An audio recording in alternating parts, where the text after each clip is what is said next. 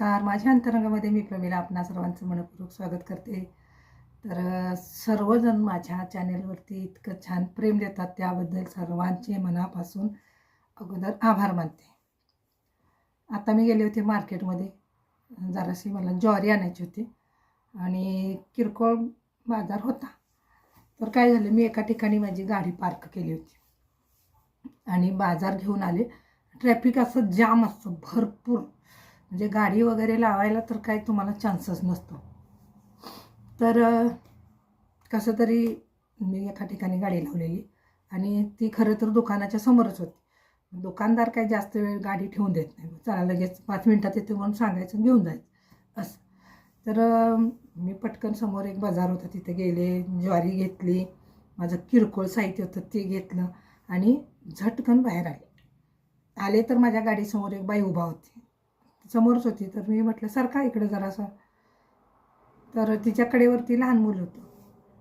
म्हटलं सरका जरा इकडं. तर तिला काय ते समजेना, हां सरकल्यासारखं केलं, परत तिथंच उभा राहिली. तर मी म्हटलं जरा सरका. तर ती हिंदी बोलत होती. ती म्हणाली नहीं नहीं बहन जी हमें 10 रुपये दे दो. म्हटलं 10 रुपये क्यों भाई, 10 रुपये किस किस कारण के लिए, असं मी म्हटलं. तर आता मी तिला काय विचारलं ते पण तुम्हाला सांगते. ती एकदम छान अशी साडी नेसली, अशी ब्रॉकेट पदर बिदर तिनं घेतलेला, गळ्यात तिच्या लाल मंगळसूत्र होतं. म्हणजे ती हिंदी बोलत होती, म्हणजे आपल्या इकडची नव्हती. कडेवर एकदम गोरगोर पान असं देखणं छान होतं. ती पण दिसायला छान होती आणि भीक मागत होती, म्हणजे 10 रुपये दे दो, दो ना बच्चा हमारा भूखा है. तर मी म्हटलं, आता मला गडबड होती, मला तिथून गाडी काढायची होती. तर नहीं बहन जी दो दो, हम आपका हाथ जोड़ते हैं, हमको पैर लागते हैं, असं करायला लागलं. तर मी म्हटलं अगं एवढे एवढे म्हणजे मी हिंदीतच म्हटले तिला, अरे इतने छोटे बच्चों को लेकर आप भीख क्यों मांग रहे हो, क्या तुम्हारे हाथ पैर तोड़ दिए क्या भगवान ने, असं मी जरा रागानं म्हटलं. तर नाही नाही हमारा आदमी इधर काम करता है, अशी ती म्हणाली. आता तिनं एकदम व्यवस्थित केस विंचरले होते, छान साडी नेसली होती, बाळ पण स्वच्छ होतं आणि महत्त्वाचं म्हणजे तिनं अशी लिपस्टिक वगैरे लावली होती. आणि आता एवढी नीटनेटकी दिसल्यावर कोण भीक देईल का सांगा. तर मी म्हटलं चलो उधर उधर चलो. जरा पुढं आणली. तिथं एक असं वडापचं स्टॉप आहे, तिथं वडापची गाडी होती पण तिथं भरली नव्हती, मग तिथं मी गाडी लावली आणि तिला म्हटलं थांब जरा. मग तिला मी पार्ले बिस्किटचा एक पुडा आणला आणि त्या बाळाला दिला. दिल्यावर मग दो ना बहन 10 रुपये दो ना बहन. मी तिला जरा म्हटलं मग भीक क्यों मागती हो, की कारण क्या है, काय आहे तुम्हारा आदमी, असं मी जरा रागानं म्हटलं. तर मग तिने सांगितलं, ती म्हणली हमारा आदमी के साथ हम लव मैरिज करके इधर आए हैं. अच्छा तो तुम्हारे सास ससुर किधर है, तो है हमारे गाव में. तर म्हणजे मी तिला विचारलं तू कुठं तुझे लोक, तर नाही असतात तिकडं असतात, हम उधर जाते हमारा आदमी और हम इधर आके काम करते. मग जरा असं तिला जुजबी विचारलं, जास्त वेळ थांबायला मला वेळ नव्हता.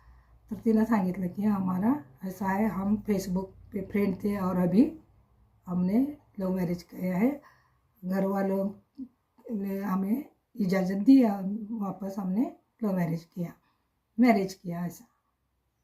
मग मला असा प्रश्न पडला की फेसबुक फ्रेंड करतात, लव मॅरेज केलं, काय स्वप्न बघून या पोरी खोळापणा करतात. मोटिवेशन जे स्पीकर म्हणून आता ज्या स्त्रिया येतात ना या यूट्यूबच्या प्लॅटफॉर्मला, एखाद्या ॲपच्या माध्यमातून, एखाद्या चॅनेलच्या माध्यमातून, तर तिथं त्यांची स्टोरी ऐकली ना तर बऱ्यापैकी असं होतं की फेसबुक फ्रेंड, इंस्टावरचे फ्रेंड, नंतर आमचं असं झालं तसं झालं. आणि सगळ्यात घाणेरडी गोष्ट म्हणजे ही पोरगी त्या मुलासोबत लग्न करून फेसबुक फ्रेंड म्हणून ती नंतर त्यांची ओळख झाली, लग्न झालं आणि आता ही मागते भीक. किती लाजिरवाणी गोष्ट. आणि एक ते पोर जन्माला घातले, पोरं जन्माला घालताय तुम्ही, अरे ती परत मोठी होऊन या समाजात फिरणार आहेत, कळलं का. आणि जर ही शिकली नाहीत, हे जर तुमचे जर असे घाणेरडे संस्कार असतील तर ती पोरं समाजात अतिशय क्रुकेड माइंड तयार होतं. कारण काय वळण नसतं, काय नसतं, आईवडिलांना अक्कल नसते, हे पोरं कशी सांभाळायची माहीत नसतात आणि भीक मागायचं धाडस मी कमाल केली हो. म्हटलं एवढी जी व्यवस्थित बाय असं भीक मागण्याची पण स्टाईल बदलली. पॉशमध्ये भीक माग भिकारी कसा असतो. तर ना ह्या पोरी फ्रेंड करा, लव्ह मॅरेज करा, काय तुम्हाला करायचं ते करा, पण बघा स्वतःचं शिक्षण झालेलं नसते, घरातल्यांची परमिशन नसते, कशी तर परमिशन मिळाली असते, मग लग्न करतात आणि मागणं बोंबा ठोकायच्या असं झालं तसं झालं आणि भिका पण मागायच्या. आता काय बोलणार आपण.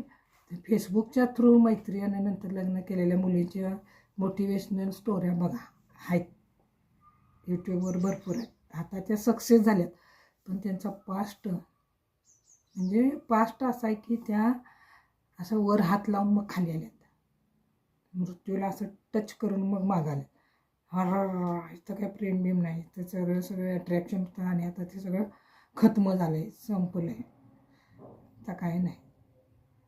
चला बस एवढंच करा, विचारता तुम्हीच.